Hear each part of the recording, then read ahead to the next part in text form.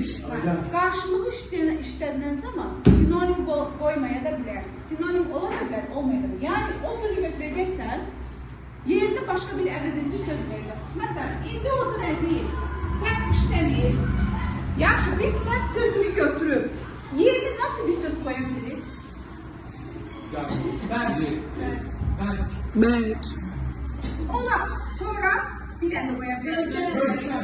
Ona başka bir tane. Sert. Sert'i zaten biz dedik. Güçlü. Güçlü kış yok, güçlü kış olmaz. Güçlü kış olmaz. Ağır kış yok. Dözülmez kışlamalı olur. Kışlamalı. Dözülmez kış diyebilmeliyiz. Dözülmez kış diyebilmeliyiz. Dözülmez kış bizi işte koyabilir. Bak dözülmez, bel, güçlü koyabilir. Buradaki asıl sözde yumru. Hocam istifade edilmesi lazım. Harda da söz. He. Yanlarından istifade etmek. İstifade etmeyi yerine biz. Evet, o Türkçe ama başka biz işte ne koy? İşletmek. Bravo. Yani siz karşılık değerken ne demek istediğini başa düştünüz mü? Evet. Yani bu sözü götüreceksiniz. Eş anlamlı. Cümle evet.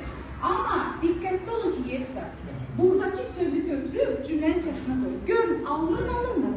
Evet. Olabilir. Uyuyorsa okey. Evet. Kenarda olabilen sözler o demek değil ki cümlenin içerisinde uyabilir. Mümkün değil. Yani dikkatli olun. Buradaki sözü götürüp koyun cümlenin ortasına. Çünkü size metin verirse siz metinle işlemelisiniz. Anladınız mı? Başka düşmediğiniz bir şey var mı? Evet. Bravo. Aferin. Aferin. Zaten ben size her şey çok kolay oldu. Evet hocam her şeyi izah etmeniz güzel, güzel bir şey.